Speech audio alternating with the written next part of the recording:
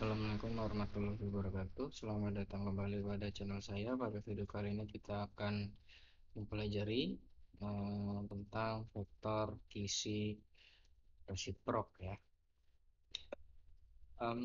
Vektor kisi resiprok disimbolkan sebagai sigma HKL ya.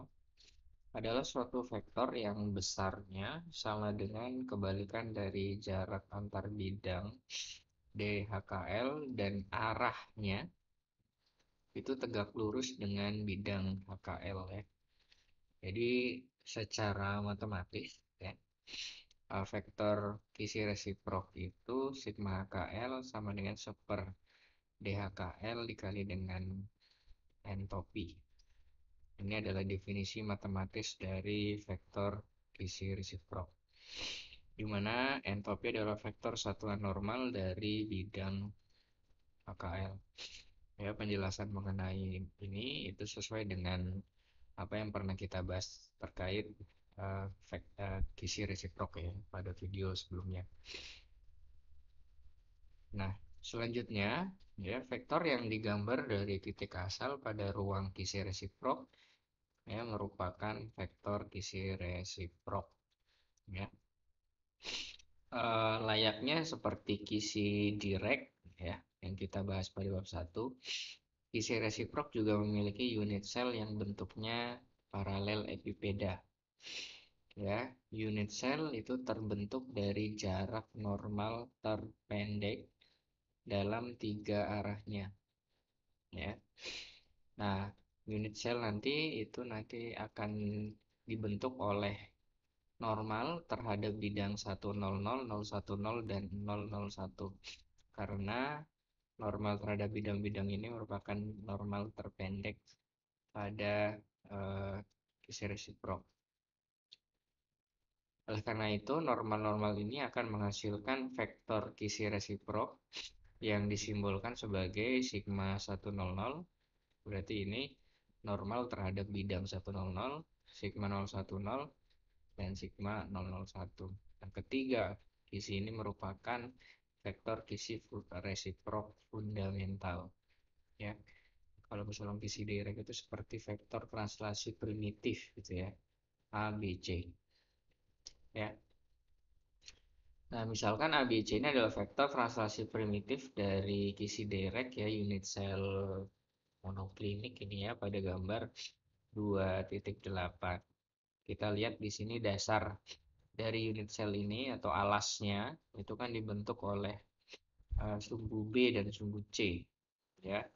Ini merupakan bidang 100. Ya, ini merupakan bidang 100 karena dia berpotongan di A ya dan tidak berpotongan di B dan C. Maka di sini merupakan bidang 100. Dan jarak antar bidang ini itu adalah D100. Ya, jarak antar bidang 100. Oke, paham ya? Nah, maka volumenya ya, volume dari unit sel ini ya, volume dari unit sel yang ada di gambar ini ya, luas alas dikali tinggi. Tadi tingginya adalah D100. Nah, areanya berarti luas alas ya B cross C ya. Karena hasil dari B cross C itu adalah luas alas yang dibentuk oleh vektor B dan C. Oke. Nah, jadi di sini bisa kita tuliskan bahwa 1/D100 itu sama dengan area dibagi V ya dari persamaan ini. Nah, tadi areanya ini karena di sini kita skalar dulu ya. Nah, areanya adalah besar dari B cross C, itu adalah luas daerah yang dibentuk oleh vektor B dan C ya. Kenapa B cross C, Pak? Ini dipelajari di pelajaran vektor. Kemudian V ini adalah volume dari unit sel kita. Nah, dalam bentuk vektor ya, nanti B cross C itu akan menghasilkan vektor baru ya yang hasilnya itu tegak lurus dengan uh, hasilnya itu adalah tegak lurus dengan B dan C. Dengan kata lain, nah vektor ini berarti adalah N. Ya, karena vektor kisi resiprok itu tegak lurus atau normal terhadap bidang 100. Ya nggak sih? Ya, silakan dipahami pelan-pelan ya. Silakan dipahami pelan-pelan. Jadi n ini adalah vektor satuan normal terhadap bidang 100. Nah, ini ya. Nah, nah, berdasarkan definisi dari vektor kisi resiprok pada persamaan 2.10 ini ya, seperti HKLN, jadi seperti D100N ini adalah sigma 100. Ini adalah vektor kisi resiprok fundamental dari bidang 100 ya. Nanti untuk yang lain ya dengan cara yang sama nanti akan diperoleh juga sigma 010 dan sigma 001. Nah, untuk selanjutnya sigma 100 ini disimbolkan sebagai A star ya. Sigma 010 ini B star dan sigma 001 ini C star ya. Nah, bisa dikatakan bahwa A star ini adalah vektor kisi resiprok seperti vektor translasi A ya. B star ini vektor kisi resiprok B, layaknya vektor translasi B ya kalau kisi direct, dan C star. Nah, dari persamaan 2.11 dan 2.12.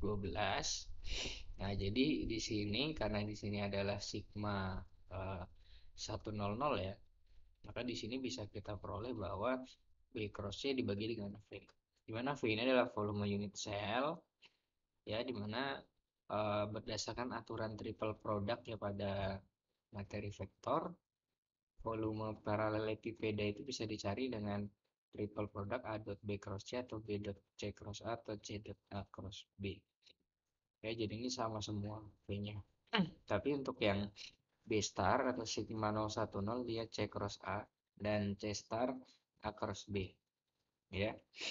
Nah, maka hubungan vektor translasi resiprok ya atau vektor resiprok fundamental dan vektor translasi kisi direct. Jadi A star ini normal terhadap B dan C ya, karena A star ini adalah hasil perkalian silang B dan C. B star normal terhadap C dan A. C star normal terhadap A dan B. Nah, jadi kalau kita dotkan A star dot B itu 0 ya karena normal. A star dot C 0, B star dot C 0, B star dot A 0 dan lain sebagainya ya. Nah, selanjutnya dengan mengalihkan skalar atau mengalihkan dot antara A star dengan A, B star dengan B, C star dengan C, nah akan kita peroleh ya. Jadi A star kan tadi didefinisikan dengan ini ya. Ini A star. Ini adalah A star didotkan dengan A. Karena dot kan berarti ini bisa ke depan A dot B cross C. Jadi sama dengan 1 karena ini sama. B star dot B juga nanti akan diperoleh hasil yang sama. C star dot C juga akan diperoleh hasil yang sama. Nah, sekilas hasil dari persamaan 2.16 ini ya, karena A star dot A ini hasilnya sama dengan 1, seolah-olah A star ya, vektor kisi resiprok A dan A itu sejajar karena hasil dotnya 1 ya, padahal ini tidak selalu benar karena hasil ini akan benar hanya pada sistem kristal kubus saja. Nah, pada sistem non-kubik seperti gambar 2.9 ini atau sistem kristal monoklinik, vektor A star dan A itu tidak sejajar. Ini lihat, ini kan vektor A ya. Nah, vektor A starnya kan ini. Lihat, antara vektor A star dan A dia membentuk sudut theta ya. Mereka tidak uh, sejajar. Malahan panjang A star itu kebalikan dari A cos theta, di mana theta adalah sudut A star dan A. Nah, pada beberapa buku teks fisika zat padat, hubungan vektor translasi uh, primitif ya, A, B, C dari kisi direct dengan vektor ini maksudnya vektor kisi resiprok fundamental ya, A star, B star, C star itu sebagai 2P. Ya, nanti akan kita buktikan kemudian, ya, di mana persamaan 2.15 dengan 2.17 ini masih valid, ya. Oleh karena itu, persamaan ini harus dapat disesuaikan jika vektor kisi resiproknya dinyatakan sebagai berikut. Jadi di sini ketika A star dikalikan dengan A nanti akan dihasilkan dengan 2pi, ya kan? Nah, sampai di sini kita telah mengetahui bahwa setiap struktur kristal itu akan berhubungan dengan dua kisi bersamaan, yaitu kisi direct dan kisi resiprok, ya. Nah, kedua kisi ini berhubungan satu sama lain ya pada persamaan ini, ya, hubungan antara star dan vektor translasi primitif, ya. Vektor translasi primitif dari kisi direct itu memiliki dimensi L, sedangkan vektor fundamental resiprok itu dimensi L pangkat minus 1 atau super L. Nah, karena dimensi dari vektornya resiprok itu kebalikan dari kisi direct, maka di sini kita katakan kisi resiprok atau kisi balik, ya. Hari dia kebalikan. Nah, selain itu, nanti selanjutnya juga volume unit cell dari kisi resiprok. Jadi kisi resiprok nanti juga punya unit cell. Volume unit cell dari kisi resiprok juga berbanding terbalik dengan volume unit cell kisi direct. Nah, dapat dikatakan bahwa kisi kristal adalah suatu kisi dalam ruang real atau ruang yang didefinisikan oleh sistem koordinat, ya, yang kita pelajari secara matematis pada bab 1. Sedangkan kisi resiprok nanti itu adalah suatu kisi dalam, nah di sini yang namanya ruang resiprok. Ruang resiprok ini tuh tidak didefinisikan oleh sistem koordinat. Jadi dia didefinisikan oleh sistem ruang K. Ya, ruang K atau ruang Fourier. Nah, K ini itu adalah vektor gelombang. Ya, vektor arah rambat gelombang. Ya, biasanya digambarkan pada ruang K. Nah, kemudian perbedaan selanjutnya adalah titik pada kisi kristal atau kisi direct vektor translasi primitif kan ini, ya, MA NB plus PT. Jadi M NP ini bilangan bulat, harus bilangan bulat, ya, baik positif atau negatif. Begitu juga titik-titik pada kisi resiprok, ya, di sini kita simbolkan sebagai G.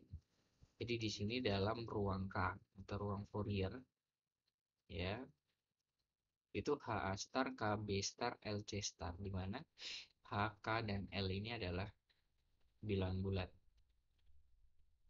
Nah, setiap titik pada ruang Fourier itu bermakna, sehingga titik-titik pada persamaan 2.20 ini memiliki makna penting. Nah, untuk mencari makna dari persamaan G, kita operasikan perkalian dot antara G dan ini tuh seperti yang kita cari ini loh. Nah, ini kan kita mengalihkan kisi resiprok dengan kisi eh, direct, ya. Nah, ini juga kita coba lagi, kita kalikan G dengan T, kita dotkan. Dan kita peroleh bahwa 2pi HN plus KN plus LP, di mana HKL dan MNP ini kan bilangan bulat. Sehingga perkalian ini akan menghasilkan bilangan bulat pula. Ya kan? Atau, ya, misalkan ini kita masing-masing ruas kiri dikalikan dengan I bilangan imajiner, ya, I kali 2pi. Jadi di sini. Nah, di sini karena bilangan bulat, ya. Bilangan bulat berarti di sini kan pasti akan berulang 2pi, ya, atau di sini ya kita anggap aja 2pi saja gitu, ya kan. Tapi sebenarnya kan di sini ada n-nya gitu kan, ada n-nya bilangan bulat, n-nya bilangan bulat. Cuma kan kalau namanya apa tuh sudut kan, 2pi itu kan akan kalau dikalikan 1, 2pi 2, 4pi itu kan sama dengan 2pi juga. Makanya di sini kita tuliskan sebagai 2pi saja. Nah, kemudian ini kita pangkatkan eksponensial, ya, kiri dan kanan. Nah, menurut aturan Euler, E pangkat I theta itu cos theta plus I sin theta. Jadi E pangkat I 2pi, jadi tetanya adalah 2pi. cos 2pi plus I sin 2pi. Sin 2pi 0, cos 2pi 1. Jadi di sini E pangkat IG dot T itu sama dengan 1. Ya kan? Nah, seperti yang pernah kita gunakan pada persamaan 2.17. Ya nggak sih? Dari sini kan eh, berhubungan dengan 2.17. A star dot A itu 2pi. Ya sama nih. Ini G dot T sama dengan 2pi. Ya kan? Nah, G dot T sama dengan hasil di atas memberikan makna bahwa dari persamaan 2.20 ini ya HKL ini adalah koordinat ya. Layaknya itu koordinat dari titik-titik isi resiprok ya, dalam ruang resiprok. Selanjutnya titik HKL pada ruang resiprok berhubungan dengan susunan bidang paralel yang memiliki indeks Miller HKL. Karena ingat indeks Miller HKL ini kan juga merupakan kebalikan, ya nggak sih? Kebalikan dari titik-titik potong koordinat kartesius, ya nggak? Nah, ini berhubungan. Nah, konsep isi resiprok ini akan bermanfaat untuk menyempurnakan hukum Bragg dan memperkenalkan konsep Brillouin zone ini yang akan digunakan untuk membahas ikatan dalam zat padat. Itu cuma dalam kuliah ini kita tidak membahas sampai situ. Yang penting ya, di sini ya vektor kisi resiprok. Baik, begitu terkait tentang vektor kisi resiprok. Untuk selanjutnya kita akan mempelajari ya kisi resiprok untuk kisi SC ya, SCC dan BCC yang sudah kita pelajari sebelumnya bagaimana kisi resiprok ya. Terima kasih sudah menyimak video ini hingga selesai. Wassalamualaikum warahmatullahi wabarakatuh.